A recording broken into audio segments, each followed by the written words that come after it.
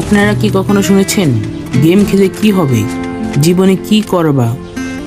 শুরু থেকে আমি ভালো কোনো গেমিং সেট আপ নিয়ে বড় হইনি। ভালো ইন্টারনেট কানেকশন ছিল না, না ছিল ভালো কোনো গেমিং ফোন, ছিল শুধু একটি পুরানো মোবাইল। মানুষ ভাবতো যে আমি সময় নষ্ট করতেছি, কিন্তু ওরা ওটা দেখে নেয় যেটা আমি দেখতেছি। ওরা বুঝতেও পারেনি যে আমার প্রথম ফিলিংসটা যখন আমি র্যাঙ্কে সবার উপরে উঠে যাচ্ছিলাম।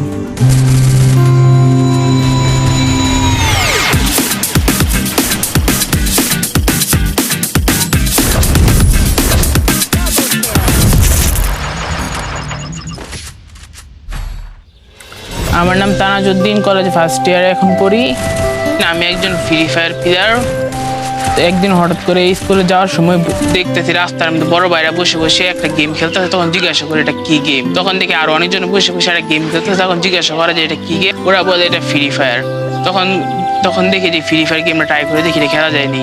র্যাঙ্ক পুশ দিতে দিতে দিতে হঠাৎ করে মনে করেন জ্ঞান মাসে চলে যায়, মানে অনেক স্ট্রাগল হয়েছে। প্রথম গেম মাস্টার টাইটেল মানুষের কাছে তো এটা অবিশ্বাস্য ছিল, কিন্তু আমিও থামি নাই। একবার দুইবার না, আমি গেছিলাম 12 বার, কারণ প্রত্যেকটা জয়ের ছিল একটি টাইটেল, ছিল প্রমাণ হতেছে যে তুমি পরিশ্রম করো, প্রত্যাশা ছাড়ে যেতে পারবে। তানার আমার ছেলে, বড় ছেলে, আমার আত্মীয় স্বজন বা গ্রামের কিছু মহল্লার লোকজনও বলতো যে আপনার ছেলে এই মোবাইলে ফ্রি ফায়ার খেলে বা মোবাইল নিয়ে বসে থাকে।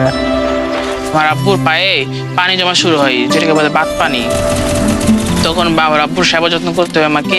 তখন মনে গেম এত বেশি ট্রাই করি নাই, গেমে কমই খেলছি তখন।